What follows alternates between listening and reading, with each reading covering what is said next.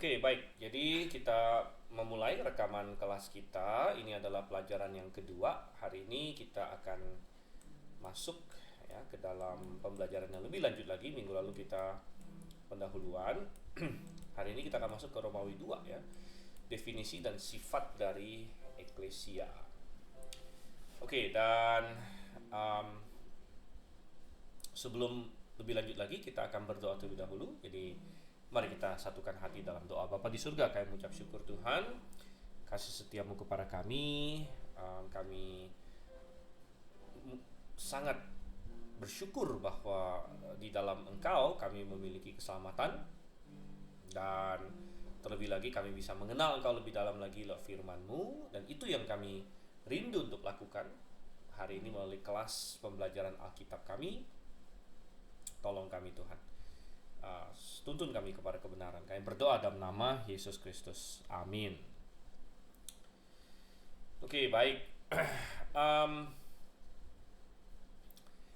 Jadi kita lihat di sini bahwa kita mau masuk ke Romawi 2 ya, definisi dan sifat dari eklesia. Jadi sebelum kita bicara mengenai banyak hal-hal lain lagi ya, misalnya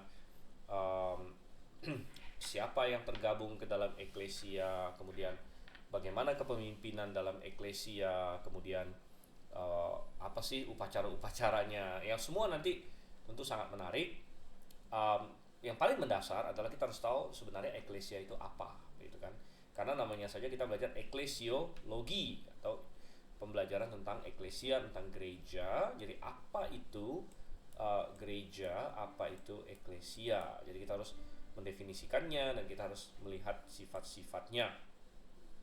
Dan tentu saja ada begitu banyak orang yang salah paham mengenai apa itu eklesia, atau ya kita sudah bahas minggu lalu bahwa eklesia bisa diterjemahkan jemaat, bisa juga diterjemahkan gereja ya, bisa juga diterjemahkan gereja. Tetapi ada beberapa hal di sini. Yang pertama, kalau kita bertanya kepada orang hari ini, apa itu gereja? Gitu kan? Kita bilang, apa itu gereja? Nah, kita akan mendapatkan banyak sekali ini ya, banyak sekali jawaban. Dan ada yang kita akan daftarkan beberapa jawaban yang salah dulu. Yang salah, baru nanti kita lihat yang benarnya seperti apa. Ya. Dan yang salah, ya ada yang bilang bahwa gereja, ada yang merasa gereja itu adalah gedung, bahkan gedung atau bangunan. Ya, dan ini pemakaian yang mungkin populer dan mungkin bahkan di kalangan non-Kristen ini adalah pandangan yang berlaku gitu. Kalau kamu tanya kepada orang ya, misalnya Anda lagi cari alamat gitu kan atau lain sebagainya, lalu Anda tanya di mana, atau ada orang tanya pada kamu di mana gereja gitu ya, gitu.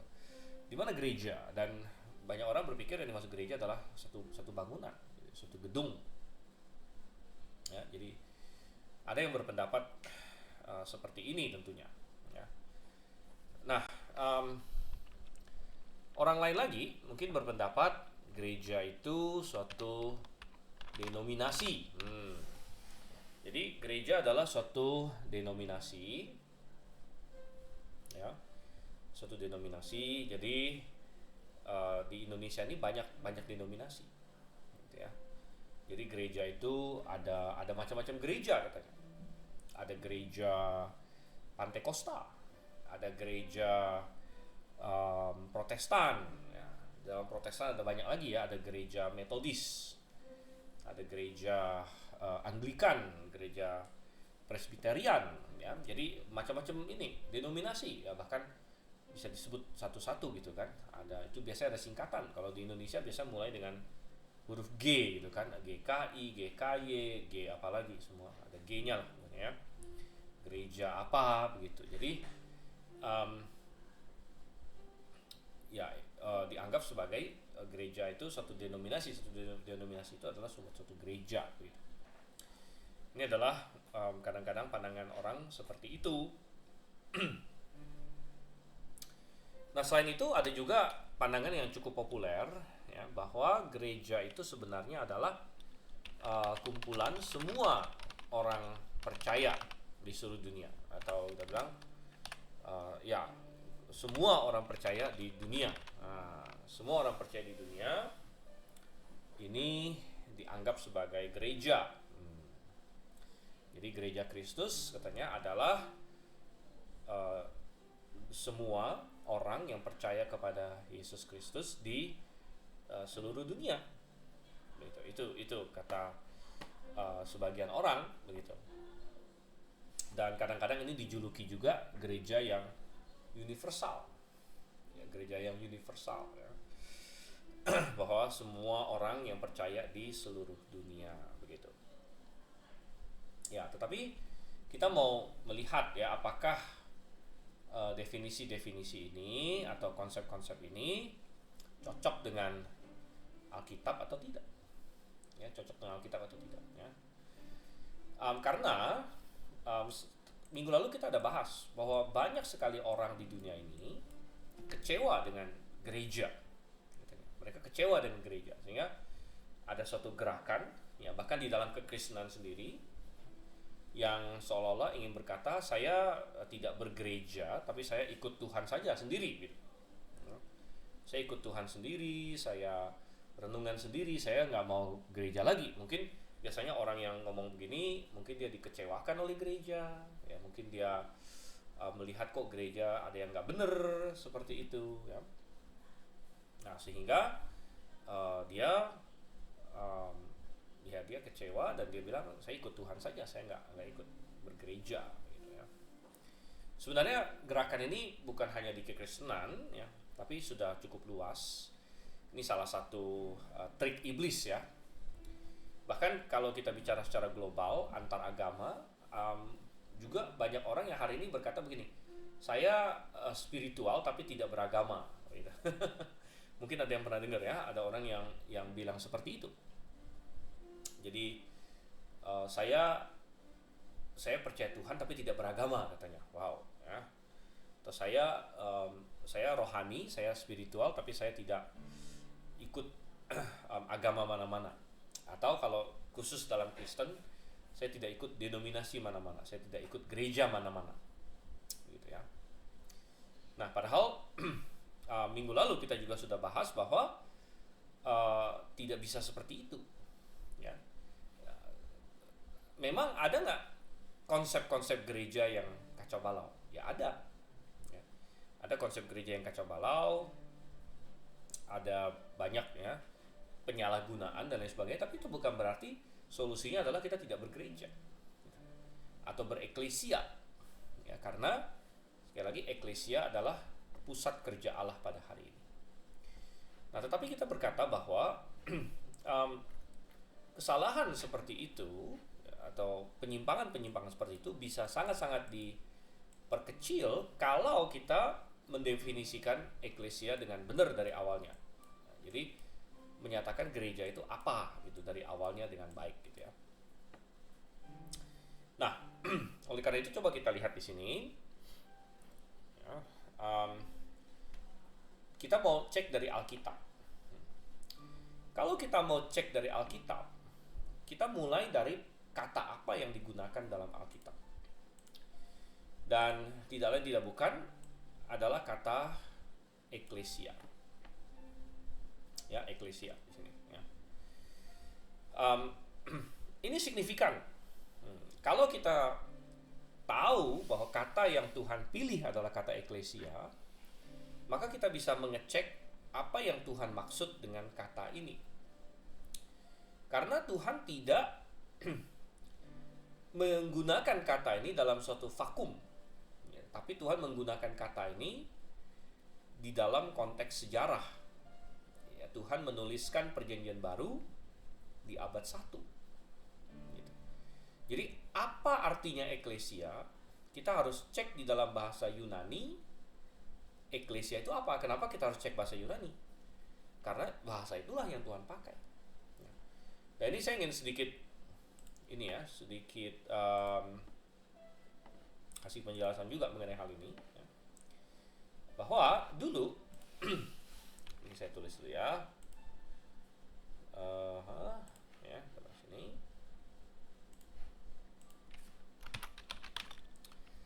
Dulu sebagian orang atau teolog lah ya percaya bahwa Perjanjian Baru itu ditulis dengan suatu bahasa yang spesial yang Tuhan ciptakan gitu ya, khusus untuk menulis Perjanjian Baru, untuk menulis firman-Nya lah ya. Nah, jadi sempat ada pemikiran seperti itu ya. Mengapa demikian? Ya, ini karena bahasa Yunani yang dipakai dalam Perjanjian Baru ternyata berbeda dengan bahasa Yunani dalam karya-karya klasik Yunani ya. Ya, misalnya contohnya di zamannya Socrates, zamannya Plato, Aristoteles ya, dan lain sebagainya. Jadi bahasa Yunaninya kok beda gitu, beda. Memang masih ada kemiripan tapi nggak persis sama juga, beda ya. Nah, sehingga ada orang yang berpikir bahwa jangan-jangan ini bahasa spesial gitu, bahasa spesial yang Tuhan ciptakan gitu kan, Tuhan ciptakan untuk spesial untuk menulis firman-Nya gitu. Nah, tetapi seiring dengan penemuan arkeologi dan sebagainya, ya, akhirnya pandangan ini terbukti salah. Nah, akhirnya pandangan ini terbukti salah dan ternyata ya PB Perjanjian Baru itu ditulis dalam bahasa Yunani yang disebut Yunani Koine ya, Yunani Koine yang memang tidak sama dengan Yunani klasik. Nah, tidak sama dengan Yunani klasik gitu ya. Koine dalam bahasa Yunani sendiri artinya umum.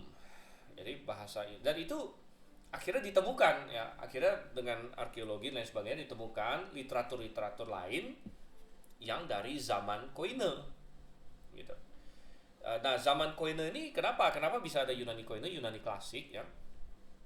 Jadi Yunani klasik itu adalah Yunani yang tinggi istilahnya ya. Jadi kayak Anda bisa bayangkan misalnya kayak bahasa Inggris yang tinggi lah ya, bahasa Inggris di kerajaan Inggris dan sebagainya begitu ya. Tapi kita bilang Yunani Koine ya, adalah hasil dari Helenisasi. Nah, mungkin masih ingat ya, kita dulu belajar di sekolah ada namanya Helenisasi, suatu periode dunia di mana budaya Yunani termasuk bahasa Yunani menyebar ke seluruh dunia pada zaman itu ya. Jadi Yunani Koine adalah hasil dari Helenisasi ya, karena pengaruh ya dari Alexander Agung. Alexander Agung di sini. Jadi walaupun pemerintahannya hanya sangat sebentar ya, Alexander kan berhasil waktu itu menguasai dunia. Dan rupanya setelah dia mati pengaruhnya tetap terasa. Terjadilah proses Helenisasi di mana dunia yang sudah dia taklukkan itu, walaupun dia mati dan kerajaannya terpecah-pecah, tapi budaya Yunani akhirnya diadopsi oleh bangsa-bangsa gitu, karena mereka dianggap hebat ya, dianggap maju dan lain sebagainya, dianggap sangat berbudaya dan sebagainya.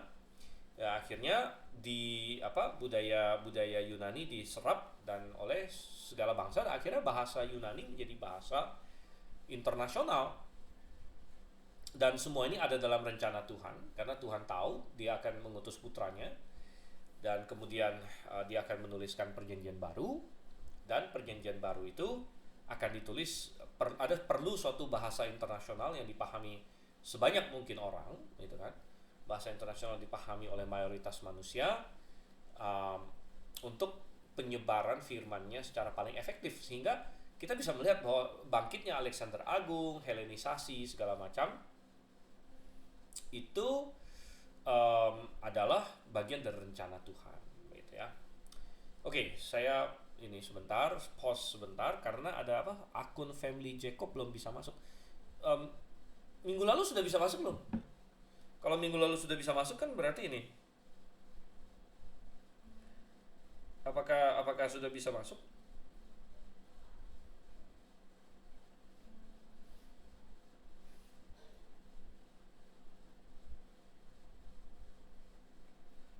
Oke, saya baru lihat grup. Ternyata ada banyak yang ini ya, apa agak-agak susah masuknya begitu. Oke, sebentar ya. Saya pause dulu recordingnya, kita selesaikan masalah teknis sebentar.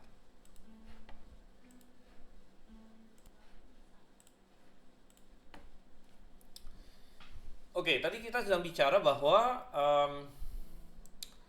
ya Tuhan itu maha berdaulat, ya. Jadi tidak ada sesuatu yang dalam sejarah yang terjadinya itu random aja, bener-bener random, bener-bener nggak ada alasannya sebenarnya begitu ya. Tapi Tuhan mengizinkan bangkitnya tokoh seperti Alexander Agung. Dan ingat, Alexander Agung sebenarnya sudah dinubuatkan dalam kitab Daniel, ya. Dan Tuhan tahu yang akan terjadi adalah Helenisasi dan pengadopsian bahasa Yunani menjadi bahasa internasional, karena Tuhan mau mempersiapkan bahasa Yunani ini untuk kendaraan bagi firman-Nya begitu. Dan um, yang ingin saya tekankan di sini adalah bahwa akhirnya karena bahasa Yunani mulai dipakai oleh semua bangsa, maka tidak mungkin lagi dia murni seperti waktu dulu dibicarakan di Yunani gitu. Ya. Anda bisa bayangkan, kita bisa melihat kok padanannya hari ini, misalnya bahasa Inggris gitu kan. Bahasa Inggris yang akhirnya menjadi bahasa global tidak mungkin kita bilang semendetil dan grammarnya serumit aslinya gitu. Suatu Inggris yang tinggi lah ya. Karena ketika bahasa Inggris ini menyebar ke berbagai bahasa, akhirnya muncullah Inggris seperti Inggris yang di India, gitu kan, Inggris yang di Filipina, Inggris yang di Malaysia, Inggris yang termasuk yang di Indonesia, gitu.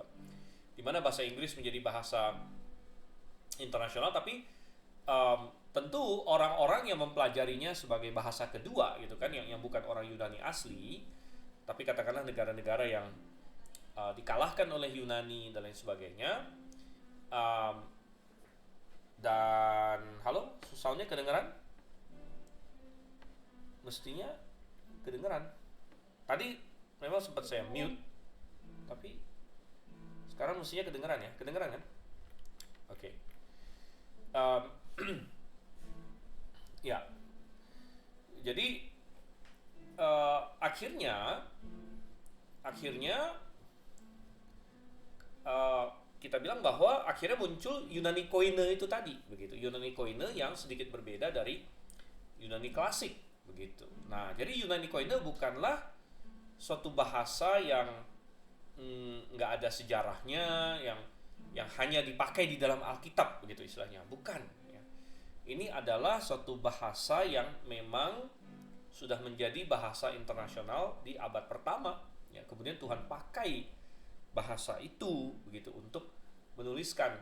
Nah, oleh karena itu semua ini saya ingin tarik ketika kita mencari kata eklesia, begitu kan? Ketika kita membahas kata eklesia, kita bertanya kenapa Tuhan pakai kata ini gitu. Karena kata eklesia itu sudah punya makna sebenarnya. Ya, di dalam bahasa Yunani Koine, kata eklesia itu sudah dipakai luas oleh masyarakat, ya, dan lalu Tuhan pakai kata itu. Ya. Jadi artinya uh, kata eklesia tidak terlepas dari artinya di dalam bahasa Yunani, sekalipun memang Tuhan memberikan penekanan yang lebih lagi kepada aspek-aspek tertentunya begitu ya. Jadi oleh karena itu kita mau melihat kata eklesia di sini. Nah, coba kita balik lagi ke sini ya. Oke, kita balik lagi di sini. Jadi oleh karena itu kita mau melihat ya kata eklesia ini, kata eklesia. Nah, apa arti eklesia? Ya, kita bisa lihat berbagai kamus, atau kalau istilah kerennya leksikon gitu ya. Leksikon. Misalnya saya kasih dua di sini ya, Liddell and Scott, kemudian Thayer. Ya, Liddell and Scott dan Thayer.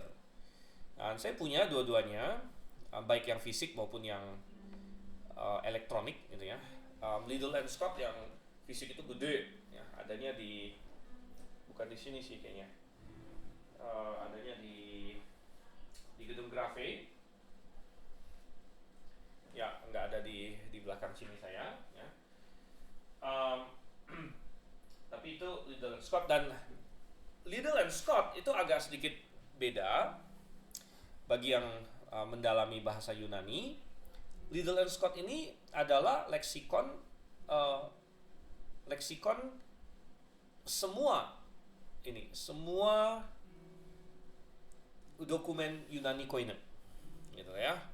Semua dokumen Yunani. Jadi dia tidak fokus di Alkitab saja. Gitu. Nah, ini agak beda dengan leksikon-leksikon lain seperti Thayer. Thayer itu Thayer ada membahas di luar Alkitab, tapi fokusnya di Alkitab. Ya. Nah, sedangkan Liddell and Scott dia itu leksikon atas semua yang lain. Gitu. Nah, oleh karena itu ada kata-kata yang ada muncul di Liddell and Scott ini lebih dari sekedar yang ada di dalam Alkitab. Ya.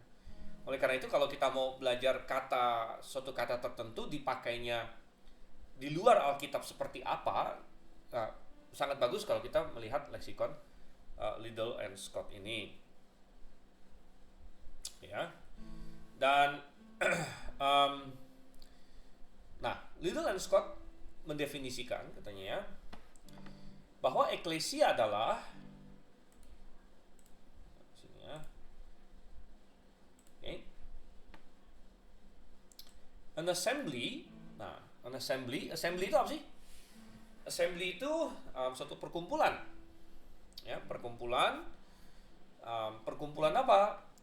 Of the citizens.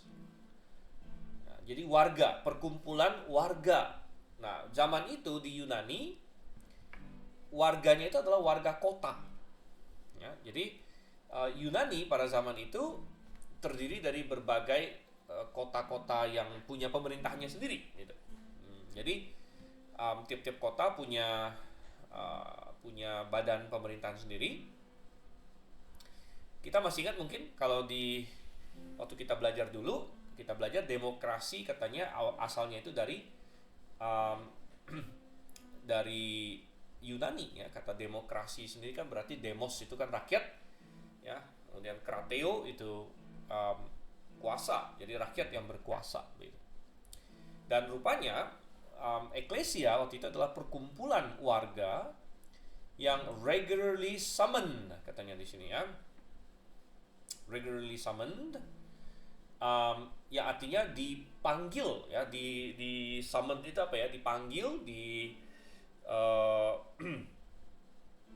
diajak ya, di petisi untuk datang gitu ya secara reguler. Ya, the legislative assembly katanya di sini. Jadi semacam perkumpulan legislatif karena nah, kita harus ingat ya, demokrasi kan asalnya dari Yunani dulu. Jadi mereka waktu itu benar-benar kalau misalnya mau membahas suatu undang-undang baru, suatu aturan baru atau suatu keputusan lainnya, mereka akan panggil semua warga di situ untuk datang gitu. Nah, semua warga, dan mereka semua warganya datang. Nah, tentu yang datang yang laki-laki ya. Ya, waktu itu um, kepala-kepala keluarga akan datang, dan tapi mereka datang semua. Nah, itulah perkumpulan itu di situ. Hari ini itu mirip kayak DPR gitu ya. Cuman begini, kita ini hidup demokrasi juga. Cuman demokrasi kita ini demokrasi representatif atau perwakilan ya, tidak, bukan demokrasi langsung. Saya rasa tidak ada lagi negara yang bisa mengadakan demokrasi langsung. Kalau demokrasi langsung itu berarti misalnya gini nih, kita mau ngomongin, kita mau bikin aturan untuk negara kita, maka semua orang Indonesia hadir dan ikut membahas dan ikut menentukan, voting gitu. Nah, ya tapi kan nggak bisa gitu, terlalu pusing ya. Nomor satu, kita terlalu banyak orangnya, Indonesia ada 280 juta atau berapa begitu. Mau ngumpulnya di mana, mau ketemunya gimana, kalau tiap-tiap orang masing-masing ngomong satu kali ya sampai akhir zaman juga nggak selesai-selesai gitu kan. Sehingga akhirnya kita memakai sistem representatif atau perwakilan. Jadi kita memilih perwakilan kita untuk mewakili kita gitu, untuk menentukan berbagai hal gitu ya. Mestinya kalau mewakili kita ya, maka yang kita pilih mewakili kita itu benar-benar dengerin kita begitu ya, mestinya gitu kan ya. Tapi apakah itu benar terjadi atau enggak ya kita nggak tahu lah ya. Nah, tapi di zaman itu seperti itu ya. Jadi intinya eklesia banyak dipakai di abad pertama secara sekuler untuk mengacu kepada pertemuan kota, pertemuan dewan kota, dewan legislatif kota yang terdiri dari warga yang dipanggil untuk misalnya membahas satu hal, membuat aturan baru dan lain sebagainya begitu. Oke. Dan definisi ini menggarisbawahi etimologi kata ini ya. Apa itu etimologi? Etimologi adalah pembelajaran tentang asal usul suatu kata ya. Jadi kenapa bisa ada muncul kata ini misalnya begitu kan. Nah, itu dipelajari di etimologinya gitu ya. Jadi menggarisbawahi etimologi kata ini ya, yaitu ek dan kaleo ya. Jadi secara etimologi kata eklesia ini berasal dari kata ek dan kaleo. Kaleo itu artinya memanggil, ek itu adalah preposisi yang artinya keluar, yaitu memanggil keluar gitu. Nah, kalau kita hari ini banyak membaca atau ada membaca buku-buku agama atau buku-buku Kristen pada umumnya, lalu ditanya apa sih artinya eklesia begitu kan. Nah, biasanya mereka kasih jawaban yang dangkal sebenarnya gitu ya. Nggak salah ya, tapi masih cetek lah, masih dangkal gitu ya, bahwa eklesia itu adalah dari ek dan kaleo, yang ek dan kaleo itu artinya memanggil keluar ya. Sehingga seringkali definisi eklesia yang banyak diberikan orang adalah eklesia adalah orang-orang yang dipanggil keluar begitu ya. Jadi ini coba kita balik sini ya, saya kasih di sini ya. Jadi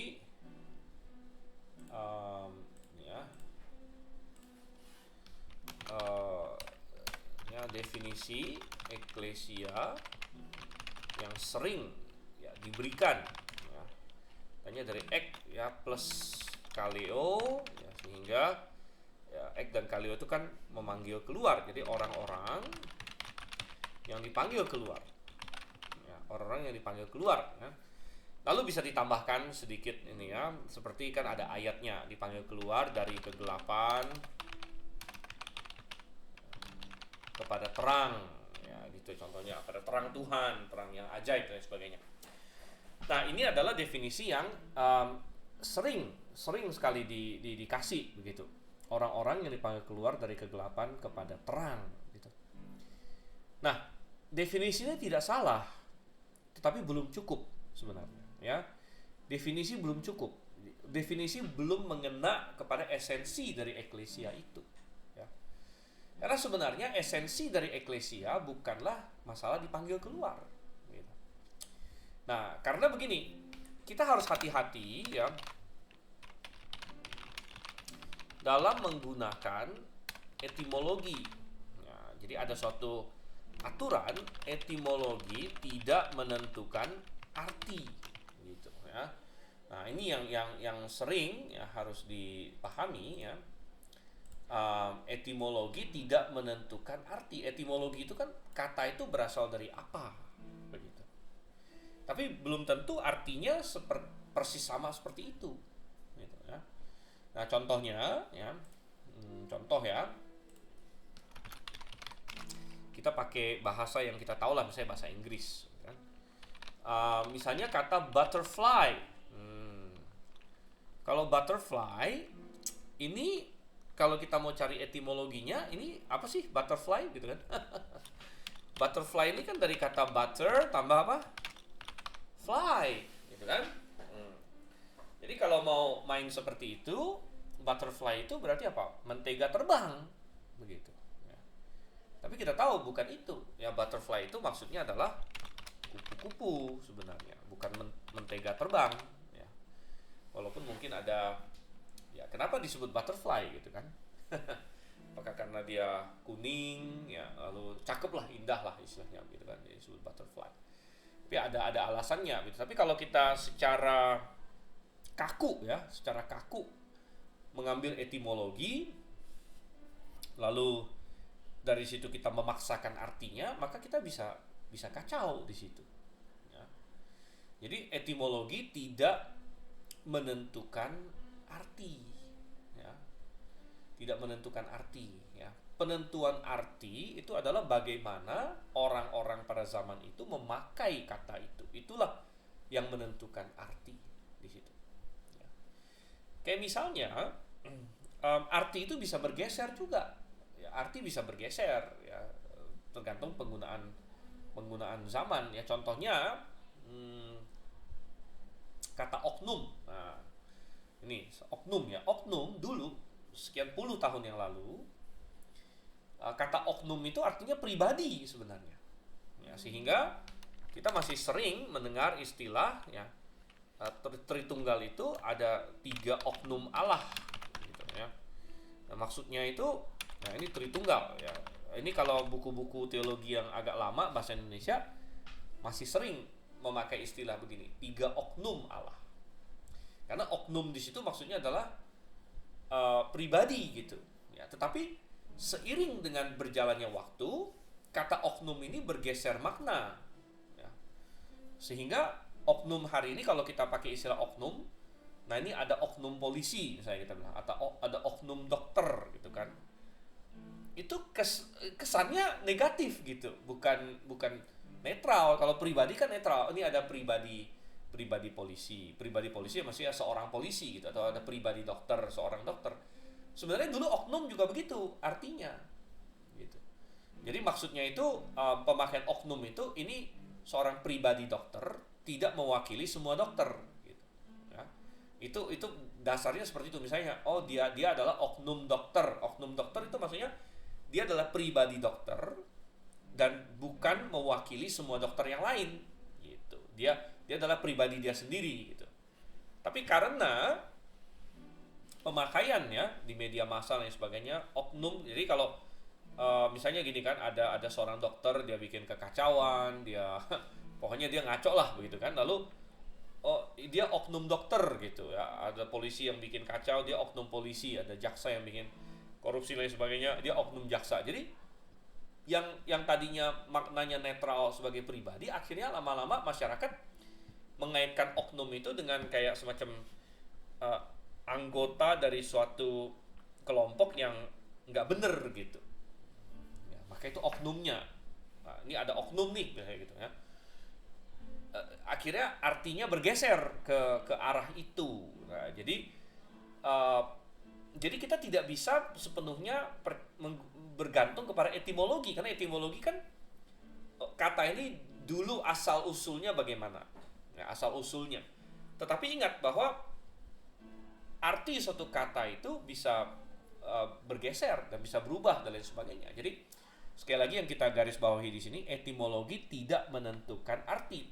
Etimologi bisa membantu kita memahami sejarah, ya, sejarah pemakaian ini. Nah, contohnya adalah kata eklesia tadi. eklesia ek dan kaleo memanggil keluar. Kenapa? Kenapa bisa memanggil keluar? Ya, karena begini, sejarahnya, ya, sejarahnya adalah tadi itu pertemuan kota, gitu, pertemuan kota. Jadi ada orang-orang, ya, misalnya ini di kota Athena, misalnya ya, di kota Athena,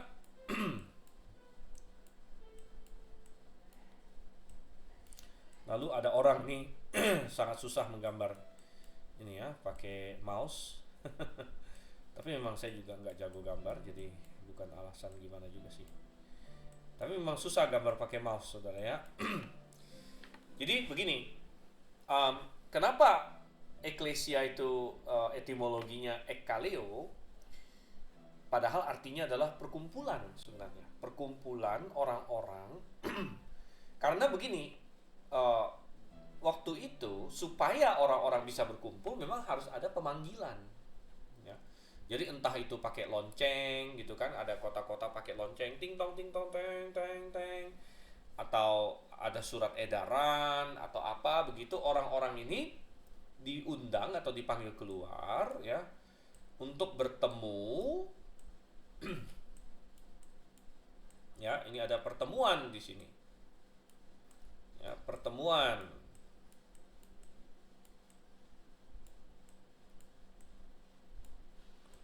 Ya, ada pertemuan di sini. Jadi intinya adalah mereka dipanggil keluar untuk berkumpul. Jadi sebenarnya esensinya adalah berkumpulnya ini, gitu.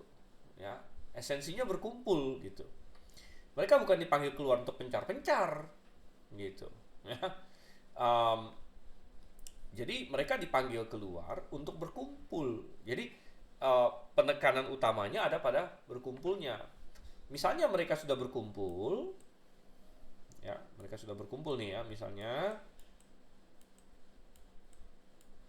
ya, mereka sudah berkumpul, misalnya, lalu tiba-tiba ada panggil keluar lagi, dari perkumpulan ini dipanggil keluar, tapi untuk pulang ke rumah masing-masing, jadi berpencar gitu kan, maka itu bukan eklesia lagi, walaupun sama-sama mungkin dipanggil keluar juga gitu. Ya. Yang waktu mereka keluar dari rumah mereka dipanggil keluar. Waktu mereka keluar dari gedung pertemuan ini mereka dipanggil keluar juga. Ya. Tapi yang mana yang eklesia? Yang eklesia sebenarnya bukan masalah pemanggilannya, begitu ya. Eklesia itu masalah berkumpulnya, ya, berkumpulnya. Nah, paham ya? Jadi makanya saya bilang ketika banyak orang memberikan definisi eklesia yang jamak kita temukan, yang sering kita temukan di buku-buku agama, di blog-blog dan lain sebagainya, bahwa eklesia itu orang yang dipanggil keluar dari kegelapan kepada terang. Ya nggak salah juga sebenarnya, itu saya tidak berkata itu definisi yang salah, tapi definisi yang tidak adekuat, ya, tidak mencukupi, tidak memadai, karena tidak sampai kepada esensi dari arti kata eklesia itu, begitu ya. Dimana esensinya adalah an assembly. Kalau kita balik lagi di sini, coba kita balik lagi ke ini, kita diktat kita di sini kan, ya. Jadi apa sih eklesia? Kalau berdasarkan kamus Liddell and Scott, ingat kamus Liddell and Scott ini adalah kamus yang mengecek dokumen-dokumen Yunani Koine yang sekuler, yang bahkan di luar Alkitab. Ya. An assembly. Jadi ininya kata kuncinya gitu, an assembly. Assembly dalam bahasa Inggris adalah suatu perkumpulan. Ya. Jadi di sini perlu dicatat bahwa eklesia selalu adalah orang-orang yang dipanggil keluar untuk berkumpul, tidak pernah untuk berpencar-pencar. Oke, itu adalah dari Liddell and Scott di sini. Sehingga coba kita lihat leksikon lain lagi, leksikon Thayer misalnya, Thayer. Nah, Thayer ini leksikon Kristen ya, jadi dia fokus ke Alkitab sebenarnya, tapi dia ada singgung dokumen-dokumen lain juga. Thayer berkata properly, ya, eklesia itu apa sih? Properly a gathering. Nah, jadi kalau Liddell and Scott pakai istilah assembly, dia ada juga sih. Sama ya, a gathering, suatu perkumpulan, pertemuan of citizens, ya, warga, called out from their homes. Ini yang tadi kita bahas ya. Dipanggil keluar dari rumah mereka, tapi bukan untuk mencar-mencar gitu. Bukan dipanggil keluar untuk kabur dari musuh, atau dipanggil keluar ada api jadi semua harus kabur gitu, bukan ya. Mereka dipanggil keluar untuk bertemu, ada suatu pertemuan, ada suatu eklesia di situ, perkumpulannya itu, begitu kan? Called out from their homes into some public place, ya, into some public place, ke suatu tempat umum, ya, atau dengan kata lain an assembly, ya, sama ya, assembly di sini. Liddell and Scott juga pakai istilah itu, ya. Jadi demikianlah dipakai katanya di sini. Satu, among the Greeks. Jadi di antara orang Yunani pemakaiannya seperti itu. Itu artinya eklesia. Ya. Terutama eklesia itu mengacu kepada perkumpulan di suatu kota, perkumpulan warga di suatu kota. Gitu. Ya, mulai dari Thucydides, ya, down dan seterusnya. An assembly of the people convene at the public place of council for the purpose of deliberating. Jadi ini ya, orang-orang yang berkumpul di tempat umum, ya, untuk membahas suatu masalah, ya. Dan pemakaiannya ada kita temukan misalnya di Kisah Rasul 19 ayat 39. Nah, coba kita lihat di sini ya. Kisah Rasul ini coba.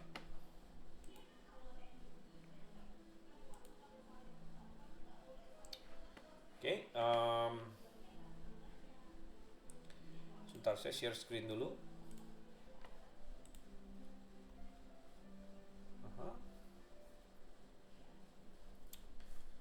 Sebentar ya. Oke, saya share screen dulu. Oke, baik.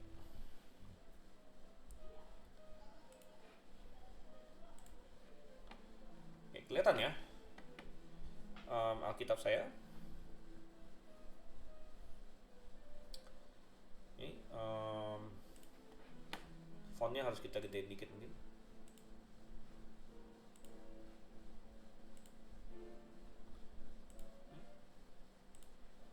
Karena sebagian pakai handphone jadi screennya kecil-kecil. Tadi apa memang? Kisah Rasul 19 ayat 39. Oke ya. Ini terjemahan kita paling kiri, yang kemudian ITB 1 ya. Itu di sini King James ya. Kemudian ada teks Yunaninya, teks Textus Receptus di sini. Saya bacakan dulu di sini ya. De tiperi heteron epizetete ente enomo ecclesia. Nah, ada kata ecclesia di sini ya. Epilu tesetai. Tetapi jika kalian menginginkan apapun mengenai hal-hal lain, hendaklah diselesaikan dalam, nah ini saya terjemahkan sidang rakyat di sini ya. Sama si LAI juga sidang rakyat. Ya. Jadi itu sudah terjemahan yang bagus. Jadi kita tetap pakai sidang rakyat di sini. Jadi eklesia artinya sidang rakyat. Ini adalah penggunaannya secara sekuler. Gitu.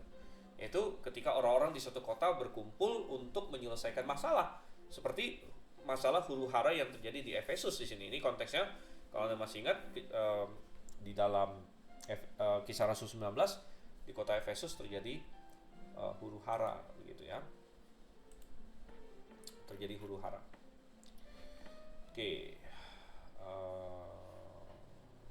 Kita stop dulu. Nah, ya itu penggunaannya. Lalu nomor 2 di Septuaginta, katanya di Septuaginta. Apa itu Septuaginta? Nah, mungkin ada yang sudah tahu, ada yang masih belum terlalu tahu. Septuaginta adalah ini ya, Septuaginta ini ya, nama lain Septuaginta adalah LXX ya. Ini ada LXX, ini sama nih. Ini saya kasih warna ungu. Artinya 70 literalnya. Septuaginta itu artinya 70 ya, LXX itu kan 70 ya, pakai angka Romawi. LXX 70 itu adalah Alkitab terjemahan Perjanjian Lama ke dalam bahasa Yunani. Jadi Perjanjian Lama itu kan ditulis dengan bahasa Ibrani, ya, tapi kemudian diterjemahkan ke dalam bahasa Yunani. Nah, terjemahan itu namanya adalah Septuaginta. Jadi di dalam Septuaginta sering katanya itu sama dengan bahasa Ibrani Kahal, ya. Jadi bahasa Ibrani Kahal itu diterjemahkan eklesia, ya. Dan itu biasanya adalah pertemuan orang-orang Israel, ya.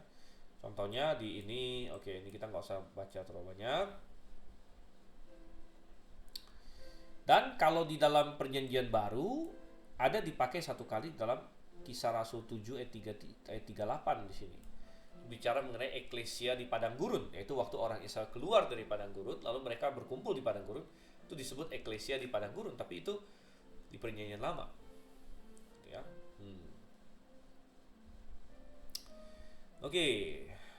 Kemudian penggunaan ketiga menurut Thayer, any gathering, perkumpulan apapun atau kerumunan orang apapun, throng of men, ya. Bahkan kalau berkumpulnya itu nggak sengaja, assembled by chance or tumultuously, atau dengan kacau balau. Nah, ini ada juga muncul di Kisah Rasul 19 ayat 32 dan 41, eklesia yang kacau balau, ya, kumpulan yang kacau balau. Nah, coba kita lihat di sini, ya, kumpulan yang kacau balau ini.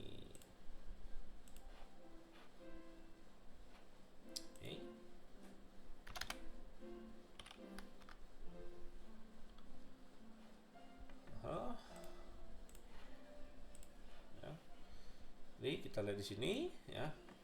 Sementara itu sebagian orang meneriakkan ini dan yang lain meneriakkan itu sebab perkumpulan itu kacau balau. Perkumpulan itu kacau balau. Jadi kata perkumpulan di sini adalah dari kata eklesia. He eklesia, ya. Sung kekumene, ya. Tercampur aduk kacau balau gitu, ya. Tercampur aduk sebenarnya. Jadi He eklesia sung kekumene katanya. Jadi ini adalah eklesia yang suatu kerumunan orang aja gitu. Suatu kerumunan, mereka bahkan nggak tahu untuk apa mereka hadir di situ kan. Kebanyakan orang tidak tahu untuk apa mereka berkumpul bersama. Jadi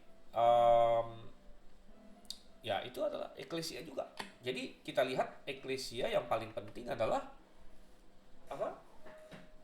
Perkumpulannya sebenarnya, gitu ya, perkumpulannya. Gitu. Jadi bahkan orang yang ngumpul nggak tahu ngapa-apa pun disebut eklesia juga. Dan kemudian in the Christian sense, ya, an assembly of Christians gathered for worship. Jadi, nah ini dalam pengertian Kristen, gitu. Eklesia akhirnya dipakai oleh orang Kristen. Dan pertama dipakai oleh Tuhan Yesus sendiri untuk mengacu kepada suatu perkumpulan yang spesial, yaitu perkumpulannya Kristus. Nanti kita akan lihat di situ. Baik. Jadi itu dari arti kata eklesia, begitu. Nah, dari arti kata eklesia saja kita sudah bisa mulai mencoret sebenarnya, ya, pemahaman-pemahaman yang salah tadi ini. Misalnya ada orang bilang eklesia adalah gedung atau bangunan, gereja adalah gedung atau bangunan. Tapi arti kata gereja yang sebenarnya, ingat igreja itu kan hasil serapan dari eklesia sebenarnya. Arti gereja yang sebenarnya bukanlah mengacu kepada gedung atau bangunannya sebenarnya. Ya. Apakah itu mengacu pada denominasi? Juga sebenarnya tidak, begitu, ya. Dan apakah mengacu kepada semua orang percaya di dunia? Gitu. Nah, ini juga sebenarnya tidak, karena semua orang percaya di dunia tidaklah berkumpul, ya. Tidak berkumpul. Ya, jadi kalau begitu gereja itu apa? Gereja itu adalah orang-orang, ya, nanti kita akan lihat ada definisinya, tapi secara singkat, orang-orang yang secara rutin berkumpul, ya, untuk tujuan Kristus di suatu lokasi tertentu. Nah, jadi nanti ada definisi yang lebih full lagi, kita akan lihat, ya, tapi itu adalah arti dari eklesia, arti dari gereja atau jemaat. Coba kita bandingkan sedikit dengan di Perjanjian Lama ya. Perjanjian Lama, di dalam Perjanjian Lama kata eklesia dipakai untuk menerjemahkan kata Ibrani kahal. Ini tadi sudah disinggung sedikit oleh si Thayer di sini, menerjemahkan kata Ibrani kahal ya, pakai warna lain. Itu muncul sekitar 70-an kali dalam LXX, dalam Septuaginta tadi, kata eklesia itu. Ya. Sebenarnya dalam Perjanjian Lama ada kata lain lagi untuk perkumpulan, yaitu kata edah. Jadi ada dua kata ya, ada edah, ada kahal. Ini sama-sama bahasa Ibrani. Dua-duanya artinya perkumpulan sebenarnya. Tapi menarik bahwa kata edah tidak pernah diterjemahkan eklesia oleh LXX. Nggak pernah. Ya. Kata edah diterjemahkan biasanya menjadi sunagoge. Sunagoge ya. Nah, TWOT ini semacam kayak kamus juga ya, tapi kamus teologi gitu ya. TWOT itu singkatan dari Theological Word Book of the Old Testament. Saya lagi cari di sini, tapi saya ingat itu ada di ini juga di kantor saya di ini ya, di Grafe. TWOT mengatakan bahwa edah bisa dipakai untuk kumpulan binatang, tapi kahal tidak pernah. Ya. Kahal tidak pernah dipakai untuk mengacu pada kumpulan binatang. Edah pernah atau ada kadang-kadang. Edah sering dipakai juga untuk mengacu kepada jemaah Israel. Ya. Jadi sepertinya perbedaan antara edah dan kahal adalah edah mengacu kepada perkumpulan yang terjadi antara lain karena kelahiran. Ya, jadi Israel itu bisa disebut kahal, bisa disebut edah. Ya. Jadi perkumpulan di situ kan. Tapi itu adalah karena kelahiran. Gitu. Kenapa Israel itu kan Israel karena lahir gitu. Seseorang itu Israel karena dia lahir, sama seperti binatang. Kumpulan binatang itu kan dia nggak punya tujuan ya berkumpul. Dia berkumpul karena dia lahir gitu. Sedangkan kahal mengacu kepada suatu perkumpulan yang karena panggilan gitu. Jadi ada tujuannya ya. Jadi ini sepertinya adalah sedikit ini ya, sedikit itu nuansa dari kata eklesia di situ. Oke, ada pertanyaan nih ya dari Pak Alyong, Pak Joko di sini. Apakah bisa dikatakan katanya eklesia awalnya dipakai untuk perkumpulan yang membahas masalah politik sidang rakyat? Ya benar, benar. Walaupun kelihatan kacau balau. Jadi nggak harus kacau balau. Malah kebanyakan eklesia tidak kacau balau. Itu kan yang kita bilang tadi. Eklesia itu awalnya adalah sidang rakyat, perkumpulan rakyat untuk membahas suatu masalah. Gitu. Suatu masalah yang biasanya karena mereka itu demokrasi waktu itu. Ya, Yunani adalah cikal bakal demokrasi menurut sejarah gitu. Minimal yang tercatat pertama lah, kita nggak tahu ada nggak yang lain. Tapi yang tercatat pertama kan di Yunani, di kota-kotanya seperti Athena dan lain sebagainya. Jadi kalau mereka mau bikin keputusan ya misalnya kota kita ini mau kota kita ini mau pajaknya gimana atau mau ya jadi masalah-masalah politik yang dibahas atau ini ada musuh nih, kita mau kirim pasukan nggak perang atau lain sebagainya. Jadi mereka akan panggil lah, ekalio kan, panggil keluar untuk apa? Untuk berkumpul gitu. Panggil keluar untuk berkumpul. Ayo datang dari rumah ya, panggil keluar berkumpul dan di situ ya mereka akan membahas masalah itu ya, termasuk masalah politik, benar pasti ya. Nah, mengapa pada awalnya eklesia itu perkumpulannya hanya untuk laki-laki dewasa? Ya benar, karena pada waktu itu ya memang ini yang bisa menentukan hal-hal seperti itu adalah laki-laki dewasanya. Gitu. Jadi tiap rumah itu dianggap sudah diwakili oleh katakanlah kepala keluarganya di situ. Nah, pada zaman itu kan satu rumah tangga itu bisa rame ya, bisa ada bapaknya, ada istrinya, ibunya di situ kan. Ada anak-anak yang mungkin masih kecil ya. Kemudian zaman itu masih ada banyak budak juga. atau doulosnya, ya doulos budak-budaknya. Nah itu mereka semua nggak ada yang ikut tentunya, nggak ada yang ikut di eklesia itu, di sidang rakyat itu, ya, di ini ya. Tapi yang akan pergi adalah ininya, kepala rumah tangganya di situ, ya, laki-laki dewasanya di situ. Ya. Jadi kalau ditanya kenapa, ya karena mereka lah yang bisa membuat keputusan pada waktu itu, gitu. Ya, ya jadi itu ya, moga-moga menjawab ya. Jadi memang awalnya kata eklesia itu mengacu pada perkumpulan, perkumpulan seringnya waktu itu perkumpulan adalah perkumpulan sidang rakyat, tapi akhirnya dipakai. Nah, kita masuk ke poin nomor 3 sebenarnya di sini ya. Akhirnya dari latar belakang penggunaan eklesia yang sedemikian rupa di zaman Yunani Koine, makanya tadi saya tekankan Tuhan lalu memakai bahasa Yunani Koine, Tuhan lalu memakai kata eklesia.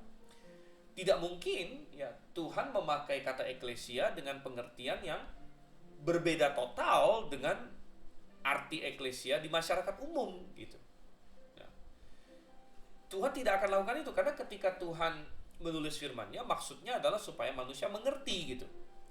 Saya ambil ibarat ya, misalnya kalau misalnya Tuhan mau menulis firman-Nya dalam bahasa Indonesia tahun 2025 nih misalnya ya, bahasa Indonesia yang sekarang, misalnya bahasa Indonesia kita punya arti apa ya? Misalnya kita bilang misalnya rumah, kita bahasa Indonesia ada kata rumah gitu kan. Rumah itu kita tahu artinya rumah apa? Rumah itu kayak suatu bangunan, tempat orang tinggal dan lain sebagainya. Tapi Tuhan menulis firman-Nya, lalu Tuhan memakai kata rumah, tapi di dalam firman-Nya itu rumah itu artinya bukan seperti yang masyarakat tahu gitu. Rumah itu artinya lapangan gitu di firman Tuhan itu. Kan nggak nyambung jadinya gitu. Jadi kalau orang membaca firman Tuhan itu, dia harus kayak ada teka-teki gitu kan. Oh yang dimaksud rumah ini maksudnya lapangan gitu. Padahal semua masyarakat pada umumnya memakai rumah artinya bangunan misalnya. Dan nggak mungkin Tuhan berlaku seperti itu gitu ya. Jadi ketika Tuhan memakai kata eklesia, Tuhan sudah tahu arti eklesia. Tuhan Maha tahu kan. Tuhan tahu bagaimana orang memakai kata eklesia di zaman itu, dan Tuhan pakai kata itu. Jadi tidak mungkin arti basicnya, arti dasarnya ini hilang ya. Memang Tuhan tambahkan penekanan lebih lagi ya. Tuhan tambahkan penekanan lebih lagi, tapi arti basicnya, basic meaningnya itu tetap berlanjut begitu ya. Tetap Tuhan pakai. Makanya Tuhan pakai kata eklesia di situ. Sama seperti kita kaum baptis ya, berargumen Tuhan memakai kata baptizo misalnya. Nah, kita belum sampai sih pembahasan baptizo, tapi mirip gitu. Kata baptizo yang diterjemah yang ditransliterasi jadi membaptis itu bukan kata yang Tuhan baru tiba-tiba ciptakan waktu perjanjian baru ditulis gitu. Enggak, ini suatu kata yang memang sudah beredar luas gitu, beredar luas di masyarakat. Ini suatu kata Yunani gitu kan, yang orang semua tahu gitu artinya apa gitu. Dan artinya adalah mencelupkan ke dalam air atau menyelamkan gitu ya. Dan tidak mungkin Tuhan lalu mau pakai kata itu, tapi Tuhan memakai kata itu dengan pengertian yang sama sekali berbeda gitu dari yang manusia tahu gitu. Kalau begitu nggak ada gunanya Tuhan pakai bahasa itu gitu kan. Kenapa Tuhan menaruh firman-Nya dalam bahasa manusia? Yes, karena Dia ingin manusia paham akan kehendak Dia. Jadi Tuhan nggak mungkin lalu kayak istilahnya sama sekali memakai arti yang berbeda total dengan apa yang ada di pemahaman orang tentang definisi kata di situ. Oke. Jadi masuk di dalam perjanjian baru, kata eklesia Tuhan pakai ya. 115 kali, ini sudah pernah kita singgung ya. Jadi frekuensi yang sangat tinggi sebenarnya. 80 kalinya singular, 35 kalinya plural ya. Jadi gereja atau jemaat singular, gereja-gereja atau jemaat-jemaat plural. Ya, total 115 kali. Dari 115 kali pemakaian eklesia, hanya 4 kali yang tidak mengacu kepada eklesia Kristus di masa perjanjian baru. Hanya 4 kali. Ya, yaitu di Kisah Rasul 7 ayat 38, Kisah Rasul 19 ayat 32, 39 dan 41. Nah, ini 4 kali ini aja. Ya. Dan ini tadi beberapa sudah kita bahas, yang di pasal 19 ini semuanya adalah tentang huru hara yang terjadi di Efesus itu. Jadi ketika waktu itu si Demetrius ya, yang bikin orang ini teriak-teriak tentang Diana dan lain sebagainya, jadi terjadi huru hara. Nah, kumpulan kacau balau itu adalah eklesia gitu waktu itu ya. Dan juga lalu mereka ditenangkan dan mereka bilang, yaudah jangan sekarang, kita tunggu sidang rakyat yang sah. Itu juga pemakaian sekuler. Jadi 3 yang terakhir memberi contoh eklesia dalam pengertian sekuler di sini, yang gak ada hubungan dengan dengan kekristenan sebenarnya ya. Nah, yang di Kisah Rasul 7:38 adalah penggunaannya untuk Israel waktu di padang gurun sebenarnya ya. Nah, jadi ini adalah penggunaan kata eklesia begitu. Dan eklesia pertama kali muncul di Matius 16 ayat 18, lalu muncul lagi di Matius 18 ayat 17 yang memberitahu kita sifat dari eklesia ya. Nah, kita mau lihat nih ya, Matius 16 ayat 18. Karena begini, menariknya, walaupun eklesia muncul 115 kali ya, tapi distribusinya tidak merata ya. Dari 4 Injil, Matius sampai ya Yohanes. Ya, ini Matius sampai Yohanes ini sudah persentase yang sangat besar dari perjanjian baru ya. Ya. Kalau saya nggak salah sekitar 40-an% mungkin ya, atau bahkan lebih dari perjanjian baru ini sudah Matius sampai Yohanes ya. Ini hanya muncul 3 kali kata eklesia, semuanya di Injil Matius. Jadi eklesia tidak muncul di Markus, tidak muncul di Lukas, tidak muncul di Yohanes, hanya muncul di Injil Matius saja.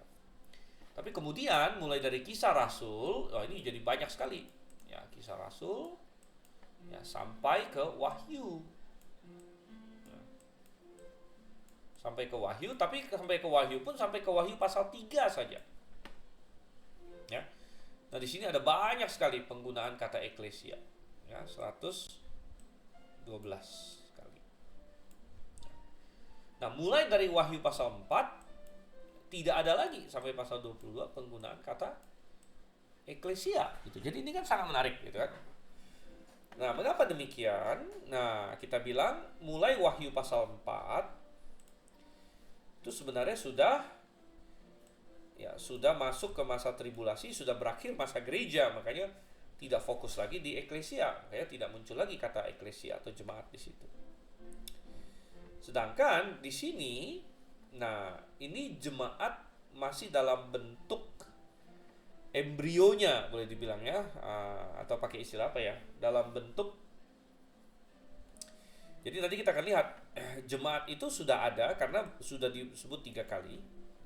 Tapi kan masih sangat sedikit di sini, ya. Masih sangat sedikit, jadi ini masih dipersiapkan. Barulah nanti di hari Pentakosta, jemaat itu dipublikasikan,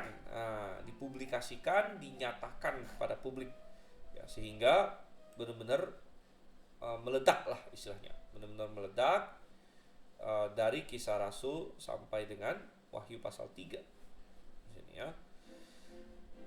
Nah,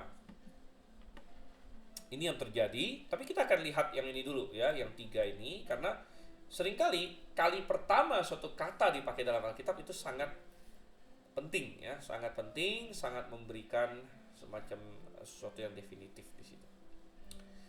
Oke, kita akan istirahat sebentar, sekitar 5 menit.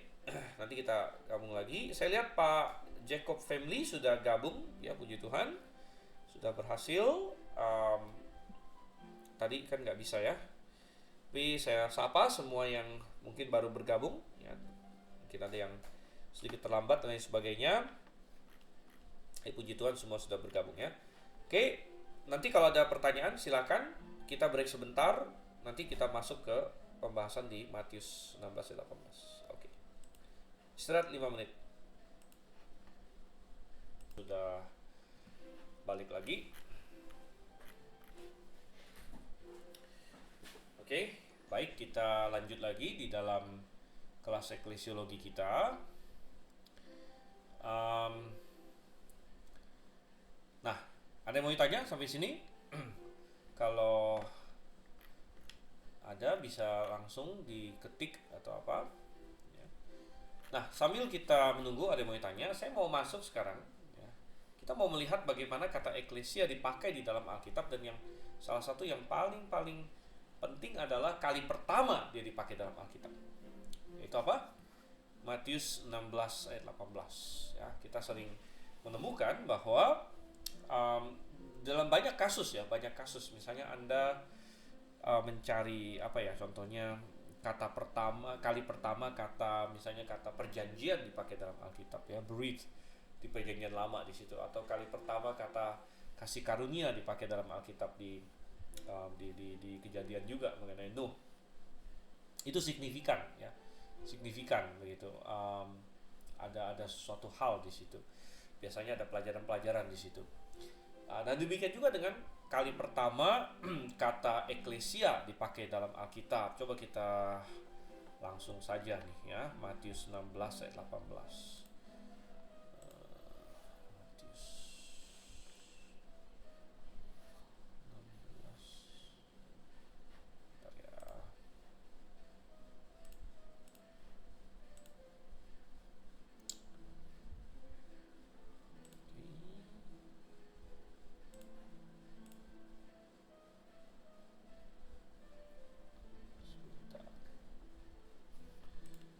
Share screen saya kok nggak jalan nih.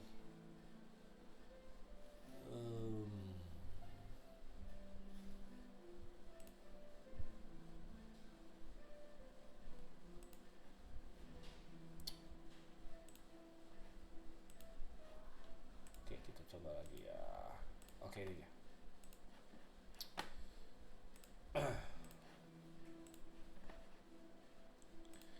Oke, baik. Coba kita lihat sekarang Matius 16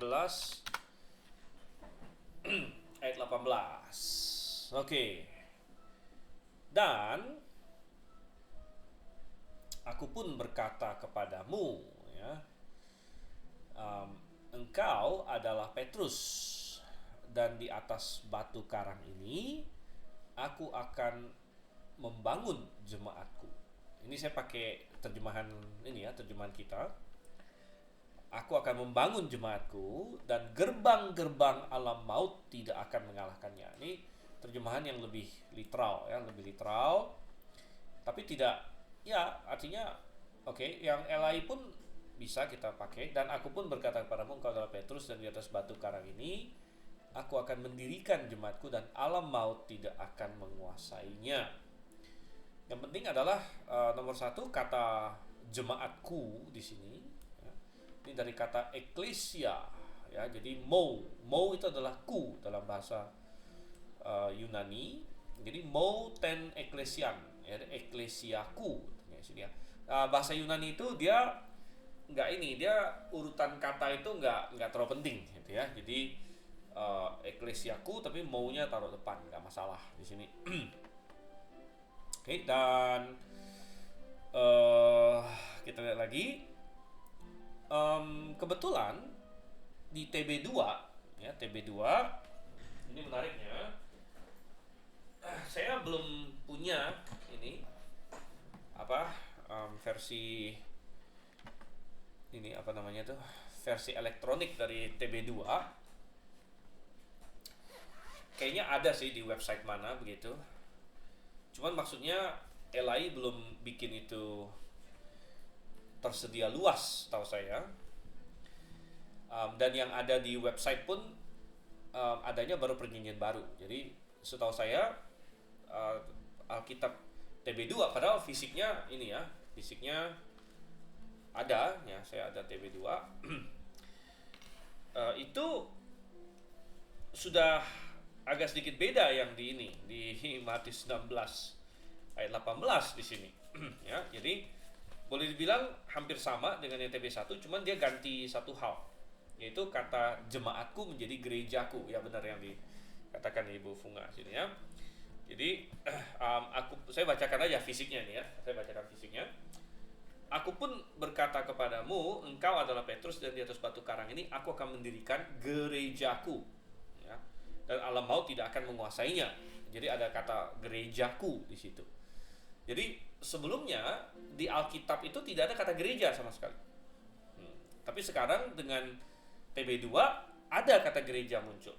Ya, cuman berapa kali muncul? Ya saya terus terang nggak tahu juga gitu, karena nggak ada toolsnya, nggak ada tools bagi saya untuk mencari itu dengan mudah gitu ya. Sedangkan kalau misalnya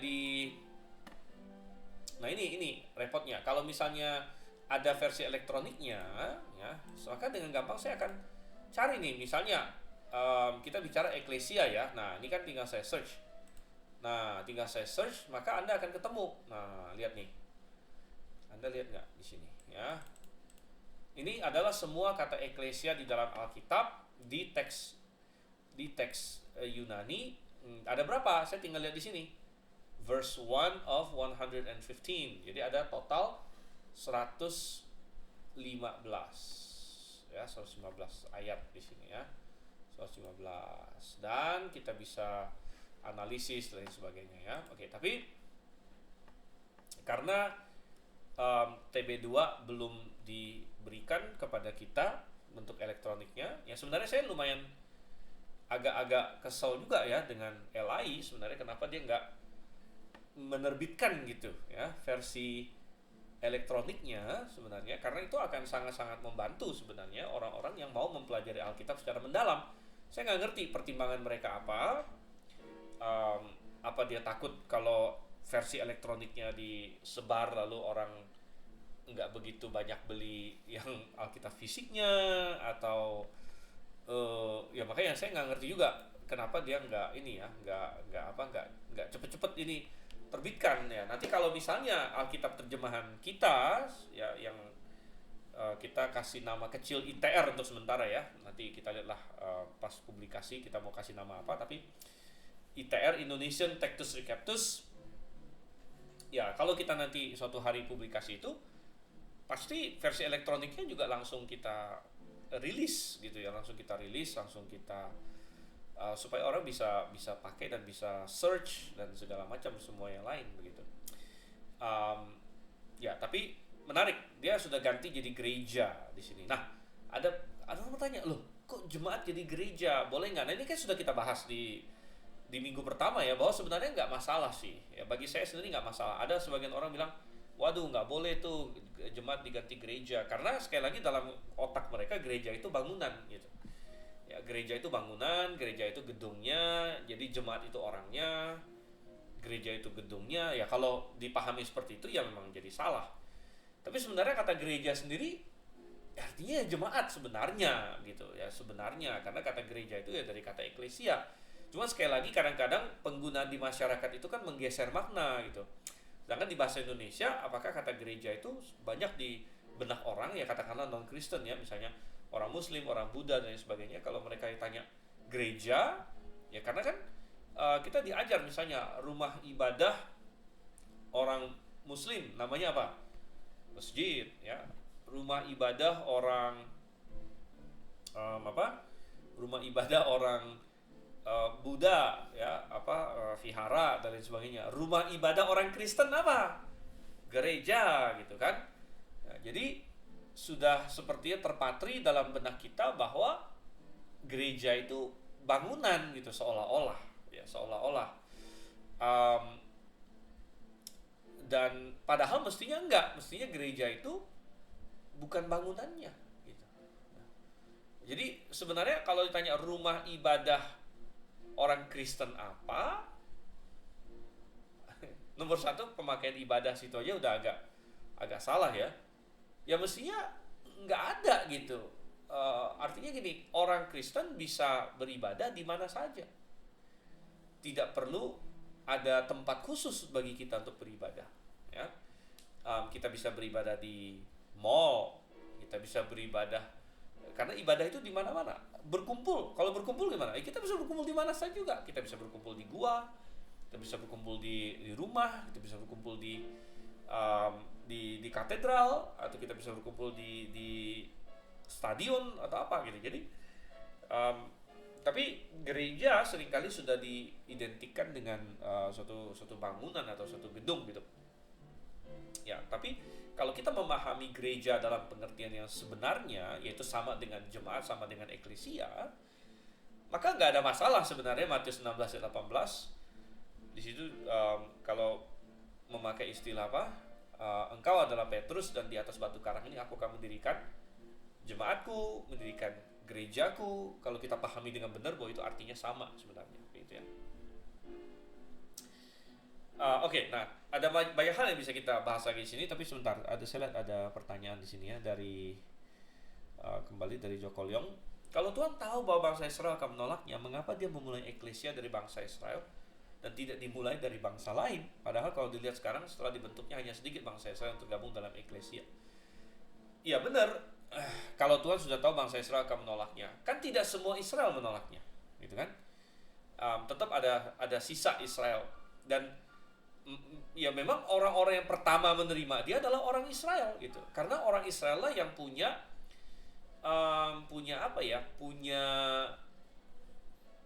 saya bilang kayak framework ya, kerangka pikir yang sudah siap gitu. Israel lah yang punya kerangka pikir Allah sebagai pencipta, dan orang Israel lah yang memang punya hubungan dengan Jehovah. Orang Israel lah yang sudah punya janji Mesias. Semua itu orang Israel gitu.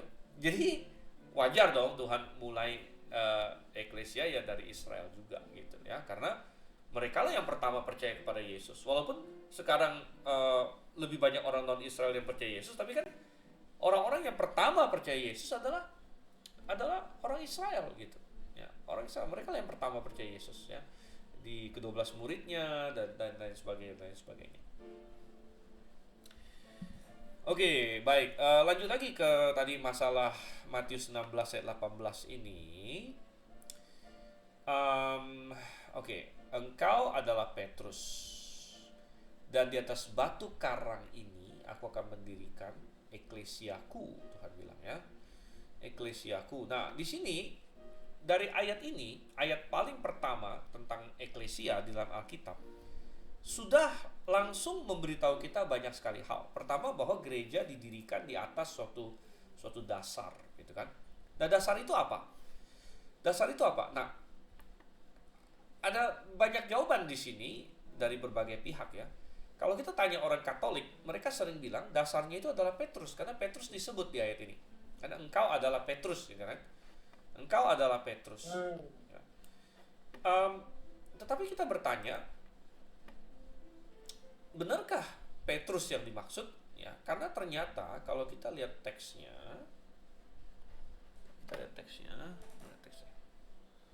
ya, katanya su ini ya, dalam bahasa ini, bahasa Yunaninya, su Petros. Kamu, su itu kamu, engkau adalah Petrus. Kamu adalah Petrus.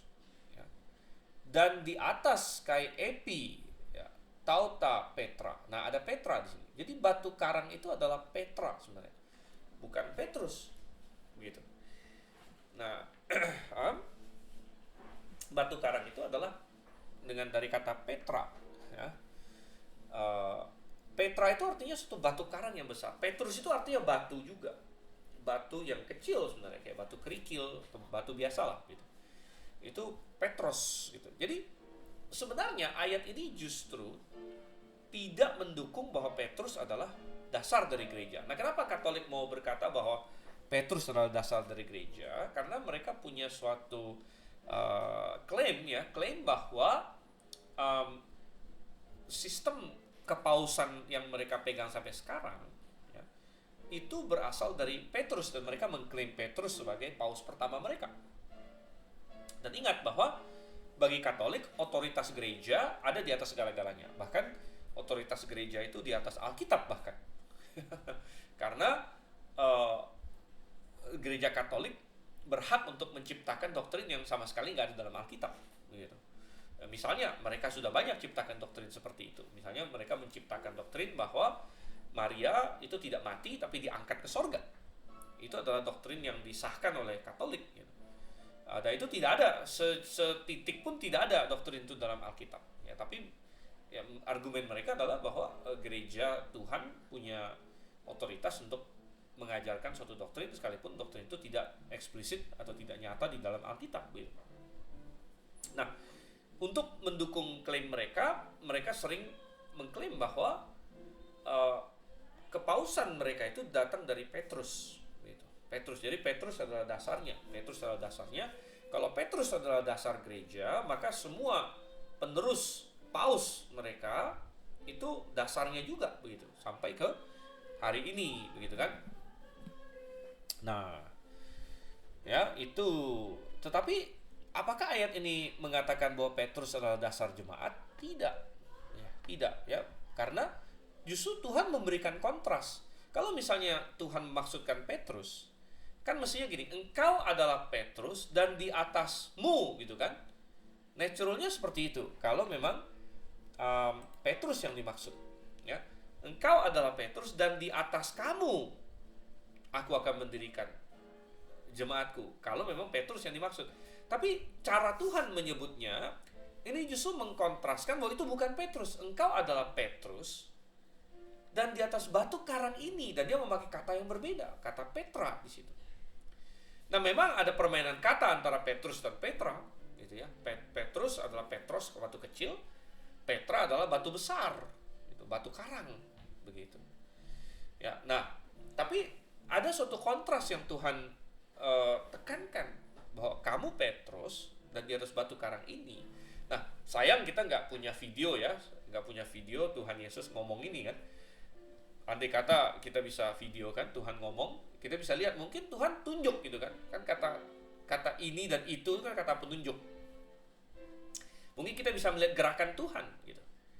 Kita bisa melihat gerakan Tuhan kalau kita punya video, kan kita nggak punya, ini imajinasi aja ya. Mungkin Tuhan bilang, kamu adalah Petrus dan di atas batu karang ini. Nah, Tuhan tunjuk apa itu? Batu karang ini. Apakah Tuhan tunjuk Petrus lagi? Engkau adalah Petrus, gitu kan? Dan di atas batu karang ini Tuhan tunjuk Petrus lagi. Apakah seperti itu? Tapi kurang natural. Ya, kalau naturalnya engkau adalah Petrus dan di atasmu, gitu. Nah, tapi engkau adalah Petrus dan di atas batu karang ini. Tuhan tunjuk apa? Kita tidak tahu. Gerakan tangannya kita tidak tahu. Tapi kita punya bagian firman Tuhan yang lain. Ya, bagian firman Tuhan yang lain. Apa bagian firman Tuhan yang lain? Coba kita lihat, ya. Contohnya, oke, ini saya biarkan dulu, saya duplikat aja. Misalnya di paling jelas di 1 Korintus 10, kita lihat di sini, ya. Di 1 Korintus 10, di sini saya baca dari ayat 1. Dan saudara-saudara, aku tidak mau kalian tidak mengetahui bahwa bapak-bapak kita semuanya berada di bawah awan dan semuanya telah melintasi laut dan semuanya telah dibenamkan kepada Musa dalam awan dan dalam laut dan semuanya telah menyantap makanan rohani yang sama dan semuanya telah minum minuman rohani yang sama sebab mereka telah minum dari batu karang rohani yang mengikuti mereka. Dan batu karang itu adalah Kristus, ya, batu karang rohani. Jadi jelas di sini mengacu kepada pengalaman orang Israel di padang gurun waktu itu, di mana mereka memerlukan air, lalu Tuhan menyediakan air dari batu karang. Dan Tuhan dengan spesifik mengatakan batu karang ini melambangkan apa? Bukan melambangkan Petrus, tapi melambangkan Kristus, ya. Dan kalau kita lihat di sini, kata batu karang dari kata apa? Petra. Nah, ini saya highlight di teks Yunaninya, Hede Petra en ho Christos. Dan Petra itu adalah Kristus. Jadi ini sebenarnya menjawab, ya, sudah menjawab itu. Bahwa yang dimaksud dengan batu karang adalah Kristus, begitu. Nah, pertanyaannya adalah, kalau memang batu karang itu Kristus, berarti kan jemaat didirikan di atas Kristus, gitu. Lalu kenapa mau sebut-sebut Petrus kalau gitu, ya? Kenapa Petrus mau disinggung namanya? Mungkin ada yang berkata. Nah, jawabannya adalah karena itu ketahuan dari konteksnya, gitu. Jadi kita baca dari ayat di atasnya, kita balik ke Matius pasal 16. Waktu itu Tuhan Yesus sedang bertanya kepada murid-muridnya, siapa dia? Ya kan? Kita lihat dari Matius 16 ayat 15. Ia berkata kepada mereka, tetapi kalian, siapakah aku kata kalian? Dan Simon Petrus menjawab dan berkata, engkau adalah Sang Kristus, putra Allah yang hidup. Nah, engkau adalah Sang Kristus. Jadi Petrus adalah orang pertama yang mengakui Yesus sebagai Kristus atau Mesias dan sebagai putra Allah. Begitu. Petruslah yang pertama mengakui itu. Maka di ayat 17, maka Yesus menanggapi dan berkata kepadanya, berbahagialah engkau Simon putra Yunus, sebab daging dan darah tidak menyingkapkan hal ini kepadamu, melainkan Bapakku yang di sorga. Baru lanjut, aku pun berkata padamu, engkau adalah Petrus. Petrus artinya batu kecil. Jadi kenapa nama Petrus disebut sekalipun jemaat didirikan di atas dasar Yesus Kristus gitu. Dan itu adalah karena Petrus adalah orang pertama yang mengakui Yesus Kristus. Dan kalau jemaat akan didirikan di atas Yesus Kristus, maka manusia perlu mengakui Yesus Kristus. Petrus adalah yang pertama. Jadi Petrus itu bagaikan batu kecil yang pertama diletakkan di atas batu karang itu. Nah, kalau kita masih ragu, sebenarnya kita bisa bertanya kepada Petrus sendiri, karena Petrus ada menunjukkan pemahaman dia tentang hal ini di surat 1 Petrus. Coba kita lihat ya. Apakah Petrus menganggap dirinya sendiri sebagai batu Petra yang di atasnya jemaat didirikan atau tidak? Beda. Nah, coba kita buka 1 Petrus pasal 2 mulai dari ayat 4. Oke. Dengan datang kepadanya, nyanya di sini siapa? Yesus di sini. Yang disebut batu yang hidup. Nah, kata batu di sini dia memakai kata lain lagi, yaitu kata litos ya, litos. Dengan datang kepadanya batu yang hidup yang memang ditolak manusia. Ini batu yang hidup ini siapa? Yesus. Jadi Petrus sendiri mengakui Yesus adalah batu yang hidup ya. Dengan datang kepadanya batu yang hidup yang memang ditolak oleh manusia, tapi dipilih dan berharga di hadapan Allah. Demikianlah kalian bagaikan batu-batu hidup. Nah, jadi Yesus adalah sang batu hidup yang sejati, tapi orang percaya adalah batu-batu hidup yang dibangun menjadi rumah rohani. Ya, perhatikan di sini, imamat yang kudus untuk mempersembahkan korban-korban yang rohani yang berkenan kepada Allah melalui Yesus Kristus. Oleh sebab itu juga terkandung dalam kitab suci, lihatlah aku meletakkan di Sion sebuah batu penjuru yang terpilih berharga, dan barang siapa percaya kepadanya tidak akan mendapat malu. Nah, jadi bagi kalian yang percaya dia berharga, tapi bagi mereka yang tidak taat, batu yang telah ditolak oleh para pembangun, dia ini telah menjadi batu kepala sudut, atau batu ini ya, batu yang penting di sini, dan batu sandungan dan batu karang yang menjatuhkan. Jadi ada Petra juga di sini. Jadi menurut ini ya, menurut Petrus, siapakah Petranya itu? Petrus sendiri menyebut bahwa Petranya itu adalah Yesus Kristus di sini. Ya. Jadi Yesus adalah batu karang yang menjatuhkan, yaitu bagi mereka yang tersandung oleh firman itu, karena tidak taat. Untuk hal itulah mereka telah dipilih. Ya, jadi bagi orang yang tidak taat, Yesus Kristus adalah batu karang yang menjatuhkan. Tentu bagi kita yang hidup, dia adalah apa? Bagi kita yang percaya padanya, dia adalah batu hidup tadi.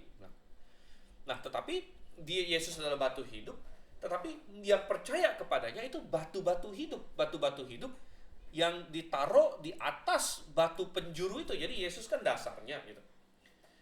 Kita yang percaya kepadanya bagaikan ditambahkan di atas Yesus, itulah ini ya, dibangun di atasnya itu gitu. Nah, jadi ini menjelaskan termasuk Petrus sendiri. Petrus sendiri adalah orang yang pertama percaya Yesus. Jadi dia ditaruh di atas Petra itu, Petranya Yesus. Dan dia ditaruh di atas Petra itu.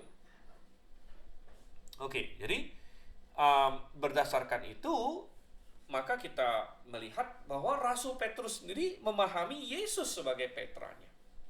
Ya, sebagai Petra, sebagai batu karang yang di atas mana jemaat didirikan. Jadi ini membantah yang tadi itu ya, pandangan bahwa Petrus adalah paus pertama, bahwa jemaat didirikan di atas Petrus dan sebagainya. Kalau Petrus mendengar itu hari ini, dia yang akan pertama protes begitu sebenarnya. Oke, lanjut lagi. Kita balik lagi ke sini. Masih di ini ya, Matius 16 dan 18.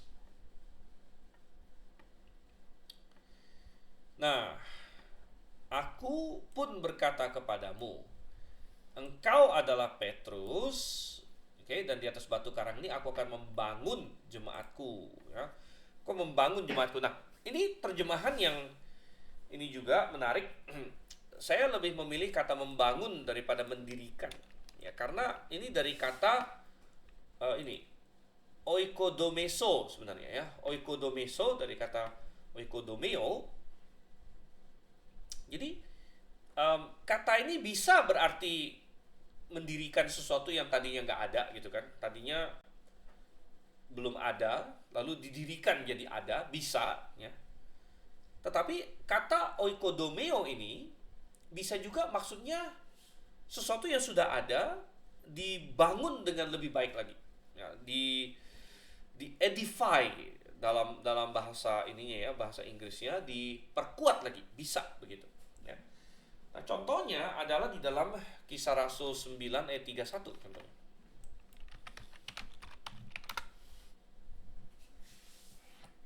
Oke. Nah, di sini ada kata di sini, maka jemaat-jemaat di seluruh Yudea dan Galilea dan Samaria mendapat damai sejahtera dan sambil dibangun. Sambil dibangun, atau kalau LAI jemaat itu dibangun. Sebenarnya, nah di sini salah satu ayat yang dimana ada perbedaan TR dengan CT ya. Kalau di TR itu jemaat yang di sini plural, oke, jemaat-jemaat bukan satu. Jemaat-jemaat di seluruh Yudea dan Galilea. Oke. Jadi eklesiai di sini jamak ya. Tapi mereka dibangun, ya, sambil dibangun.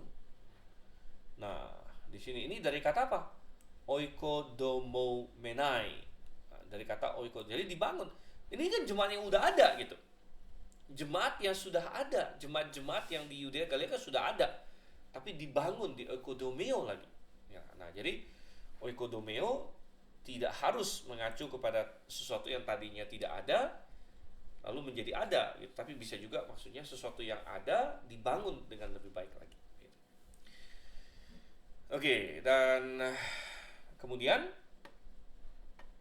kita lihat, dan gerbang-gerbang alam maut tidak akan mengalahkannya. Nah ini menarik juga karena LAI tidak menerjemahkan gerbang-gerbangnya, dia hanya bilang alam maut tidak akan menguasainya. Alam maut itu dari kata Hades di sini ya. Tapi sebenarnya dalam bahasa Indonesia dalam teks Yunani adalah pulai. Pulai itu plural dari pule, ya, gerbang-gerbang. Jadi the gates of hell, the gates of hell shall not prevail against it dalam King James ya. Jadi gerbang-gerbang alam maut tidak akan mengalahkannya. Tidak akan mengalahkannya. Gerbang-gerbang alam maut tidak akan mengalahkannya. Apa maksudnya ini? Apa maksudnya ini ya? Coba kita balik ke sini dulu.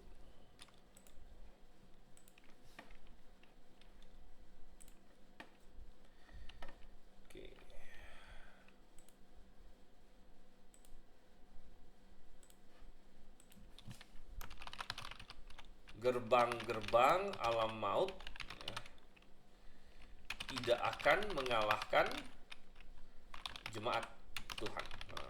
Tidak akan mengalahkan jemaat Tuhan ya, atau gereja Tuhan juga boleh.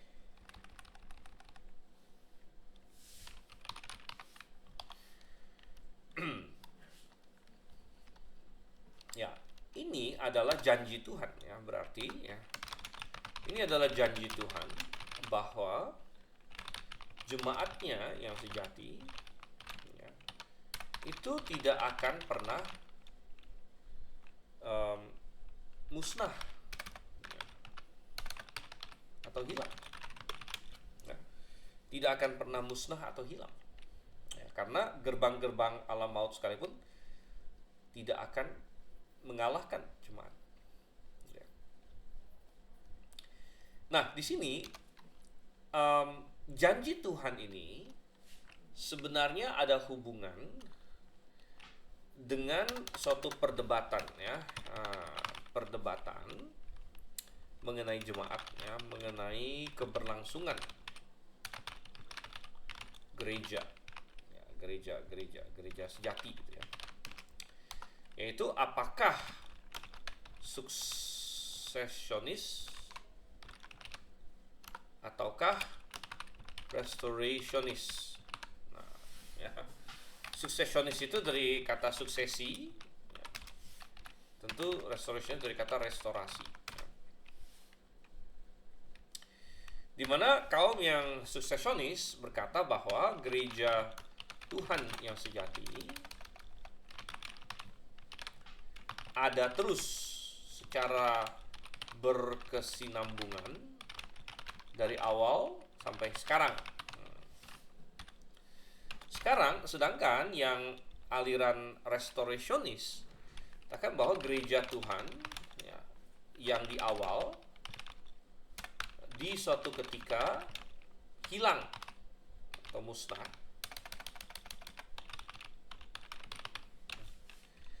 dan kemudian direstorasi ya, dan direstorasi di suatu waktu belakangan. Belakangan di sini ya.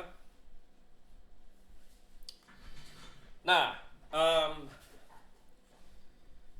jadi ini ada suatu semacam perdebatan ya, seperti ini ya, perdebatan. Nah, memang waktu kita sangat singkat, jadi sudah mau habis waktu kita, tapi saya singgung ini secara singkat saja karena topik ini tentu akan kita bahas dengan panjang lebar lagi nanti. Tapi contoh-contoh gereja-gereja yang mengklaim restorasionis ya, misalnya ya seperti Mormon misalnya ya. Mormon ini kan aneh sendiri gitu kan. Ya. Tapi mereka mengklaim mereka lah, ya nama mereka kan apa? Latter-day Saints, the Church of Latter-day Saints ya. Jadi gereja orang-orang kudus akhir zaman ya. Nah, mereka mengklaim bahwa mereka lah kekristenan yang sejati. Ya. Dan kenapa kok mereka beda dengan semua yang lain? Karena bentuk yang sejati ini sudah hilang ya, dan baru direstorasi ya, melalui ya Joseph Smith di sini ya, Joseph Smith gitu kan. Jadi ini adalah suatu bentuk suatu bentuk pemahaman atau konsep restorasionis begitu ya. Jadi bentuk yang sejatinya sudah hilang gitu ya, tetapi direstorasi gitu. Nah, jadi banyak bidat yang masuk ke sini ya, misalnya kayak mungkin Advent ya, mungkin menara pengawal ya. Ya, banyak yang mereka mengatakan karena mereka kan ada pendirinya gitu, seperti Advent ini kan apa, Ellen White ya. Nah, kemudian kalau menara pengawal Charles Russell, sehingga semua mereka selalu menghadapi pertanyaan, kok baru mulai ya, kalau misalnya kamu adalah gereja yang benar, kok baru mulai di abad 18, kok baru mulai di abad 19 gitu, bukankah gereja Tuhan yang benar mestinya ya dari abad 1 dong gitu kan, dari abad pertama ya. Kok kalian baru mulainya di situ gitu ya, di situ. Kok kalian baru mulainya di situ? Dan seringkali jawaban mereka adalah, oh iya, karena yang aslinya yang dimulai oleh Tuhan Yesus, yang benar itu yang sama dengan kami gitu kan. Itu di tengah jalan hilang gitu. Di tengah jalan hilang ya, musnah, lalu kemudian restorasi lagi gitu. Tapi kita bilang bahwa tunggu dulu, ini tidak cocok dengan Matius 16-18 karena Tuhan bilang gerbang-gerbang alam maut pun tidak akan mengalahkannya. Jadi mestinya gereja Tuhan itu ada terus sepanjang zaman ya, karena Tuhan tidak mungkin membiarkan dirinya tanpa saksi di muka bumi ini gitu kan. Tapi bukan hanya bidat-bidat yang mungkin orang kenal bidat ini ya, tapi juga misalnya gerakan Pantekosta. Gerakan Pantekosta ini kan mulai di awal abad 20 ya. Mana ada gerakan Azusa Street misalnya ya. Tetapi di mana akhirnya muncul yang manifestasi ya, katanya manifestasi roh sebagainya ya. Tetapi ini kayak barang baru lagi gitu, barang baru lagi, sehingga kita bertanya, kok tidak ada dari abad kedua sampai dengan abad ini ya, abad kedua sampai abad 20 itu di mana gitu, di mana kita tidak membaca misalnya di masa reformasi ada gereja-gereja yang bernubuat, berbahasa lidah, kita tidak temukan itu di abad ke-10, ke-11, ke-12 dan seterusnya, tidak ada itu ya. Tidak ada gereja-gereja yang seperti itu. Sehingga salah satu cara yang dipakai oleh kelompok Pantekosta adalah mereka bilang, oh ini hujan akhir, jadi memang itu di awal ada, lalu kering, lalu di akhirnya muncul lagi gitu. Tapi kita juga bertanya apakah seperti ini bisa, mengingat bahwa Tuhan bilang gerejanya yang benar itu kan mestinya ada terus ya. Bahkan pertanyaan ini juga ini ya, pertanyaan ini juga masuk ke, oke, ada beberapa pertanyaan. Tunggu sebentar ya, nanti saya ini ada pertanyaan dari Pak Arisman, dari Pak Joni dan Pak Wasis sebentar. Saya selesaikan ini, nanti kita pertanyaan. Bahkan kita bisa berkata bahwa bagaimana dengan gereja Protestan bahkan ya, Protestan, karena Protestan ini kan protes keluar dari Katolik. Keluar dari Katolik ya, itu di abad berapa? Abad 16 ya. Sehingga yang sering orang Katolik bilang adalah, loh, kalian gereja Protestan ya, misalnya Presbyterian, Anglikan ya, Lutheran dan lain sebagainya, itu kalian kan keluar dari Katolik abad 16. Jadi sebelum abad 16 di mana gereja yang benar? Di mana gereja yang benar sebelum abad 16? Kalau misalnya kalian ngaku bahwa gereja Katolik, gereja Protestan itu gereja yang benar kan? Dia sebelum abad 16 di mana? Kalau gitu, di mana gereja Protestan? Nah, kadang-kadang mereka sulit menjawab ini. Ya. Nah, kita menjawabnya gimana? Nah, ini. Nah, pentingnya mengikuti kelas eklesiologi, di mana kita akan bahas ini. Kalau restorasionis itu salah, bagaimana dengan suksesionis? Ya, bagaimana dengan suksesionis?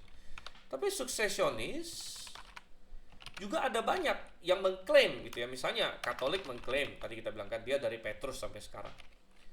Tapi dilawan lagi oleh Ortodoks Timur. Mereka bilang mereka yang benar karena mereka ada skisma sekitar tahun 1000 sekian ya, abad 11 mereka pecah. Ya, pecah gereja Katolik dengan gereja Ortodoks, tapi masing-masing mengklaim mereka lah yang dari awal. Ataukah bagaimana dengan kaum Baptis? Ya, nah ini nanti kita akan bahas ya. Oke. Nah, sebelumnya coba kita ini dulu. Saya akan jawab beberapa pertanyaan yang muncul di sini ya. Pertama dari Pak Joni dulu. Ada kelompok yang percaya bahwa gereja itu dimulai dan dipublikasikan di saat Pantekosta. Karena kata kerja oikodomeso, aku akan membangun, karena bentuknya future, berarti gereja belum ada pada saat Yesus bicara, tapi akan dibangun. Jadi pelayanan Yesus menubuatkan lahirnya eklesia yang baru. Oke, saya paham pandangan itu pandangan yang sering ya. Jadi mereka bilang itu future tense gitu ya, future tense itu. Tetapi itulah yang tadi saya bahas, bahwa oikodomesos itu tidak harus berarti sesuatu yang belum ada jadi ada gitu. Melainkan tadi sudah saya kasih bukti bahwa oikodomeo itu bisa berarti sesuatu yang sudah ada tapi dibangun lebih baik lagi, gitu ya, dibangun lebih baik lagi. Jadi memang future tenses itu. Jadi Yesus, jadi kita percaya eklesia sudah ada. Nah, kita kan belum bahas ini ya, kita belum bahas. Jadi kita belum bahas mengenai kapan eklesia mulai dan lain sebagainya. Tapi saya hanya ingin jawab bahwa kita percaya bahwa eklesia sudah ada waktu itu, tapi Yesus berjanji akan membangunnya lebih baik lagi. Sama seperti di Kisah Rasul 9 ayat 31 tadi kan jemaat-jemaat yang ada di Yudea dan Galilea kan sudah ada jemaatnya. Tapi mereka dibangun gitu ya, dan Yesus akan membangun jemaatnya di situ. Nah, mengenai mengapa kita percaya bahwa jemaat sudah ada pada saat itu nanti kita bahas waktu kita melihat kapan jemaat dibangun. Antara lain adalah karena karena di pasal 18 nanti sudah ada suatu aplikasi praktis gitu. Ya. Oke, sekarang lanjut lagi ya ke pertanyaan selanjutnya Pak Wasis. Oke, pertanyaannya, kalau definisi gereja mula-mula itu kira-kira jemaat gereja di manakah? Di daerah Turki atau di Yunani atau di Yerusalem sendiri? Kira-kira yang menjadi contoh dan teladan gereja yang mana ya? Kalau kita perhatikan jemaat gereja Turki sekarang malah tinggal historis saja atau tidak eksis. Ya, jemaat yang paling pertama tentu adalah yang ikut Tuhan Yesus gitu. Nah, waktu mereka ikut Tuhan Yesus, mereka pindah-pindah tempat ya, kadang di Galilea, kadang di Yerusalem. Tapi setelah Yesus disalibkan dan bangkit kembali, mereka menetap di Yerusalem. Mereka berkumpul 120 orang ya, awalnya di ruang atas. Jadi itu adalah gereja pertama, bukan di mana-mana, bukan di Turki dan lain sebagainya. Itu ya pasti belakangan gitu ya. Turki itu kan ada kayak kota Efesus, itu didirikan oleh Paulus gitu. Ya, atau di Yunani itu apa? Korintus, Filipi, itu kan ada di dalam peta perjalanan misinya Paulus. Itu semua didirikan oleh Paulus itu. Yang di Turki itu rata-rata didirikan oleh Paulus. Di Yunani juga didirikan oleh Paulus. Itu ada tercatat. Jadi bukan mereka yang pertama, walaupun mereka termasuk lumayan awal ya. Mereka termasuk lumayan awal. Karena didirikannya di abad pertama gitu kan. Tapi yang paling pertama, jemaat yang paling pertama adalah jemaat yang ikut Tuhan Yesus waktu dia jalan ke sana kemari. Jadi Tuhan Yesus kemana ya jemaatnya ikut dia, gitu kan? Tuhan Yesus pas ke Galilea, ikut ke Galilea, pas ke Yerusalem, Tapi kemudian mereka menetap di Yerusalem setelah kebangkitan Yesus, ya. Jadi bisa disebut gereja Yerusalem, gereja di Yerusalem. Itu yang paling pertama, gitu ya. Oke, ya sedangkan ya di gereja-gereja lain. Nah, sehingga ya kita bilang tiap-tiap gereja itu bisa hilang, tapi konsep gereja secara keseluruhan tidak mungkin hilang, tidak mungkin dikalahkan, gitu ya. Jadi memang ada gereja yang sudah sangat kuno, misalnya yang di Turki dan sebagainya, ya sudah nggak ada lagi gereja di sana hari ini, misalnya. Gitu kan? Tapi kan gereja-gereja Tuhan ada di tempat-tempat lain, gitu ya. Nah, sekarang Pak Arisman angkat tangan, ini kepencet atau mau tanya Pak? Silakan, Pak Arisman. Pak, Ya. mau nanya apakah dengan Yesus mengatakan batu karang itu yang tidak terhancurkan terus selama-lamanya dan bisa berpindah-pindah, begitu nggak Pak? Yesus batu karang berarti tidak terhancurkan gitu. Tadi kan nggak bisa dihancurkan, itu masih keluar begitu Pak. Oh ya, ya tentu. Kenapa Tuhan pakai imagery atau ilustrasi batu karang itu kan salah satunya batu karang itu sesuatu yang menetap gitu kan, yang permanen istilahnya, yang tidak hancur lah istilahnya begitu. Itu salah satu alasan kenapa Tuhan memakai ilustrasi itu gitu kan.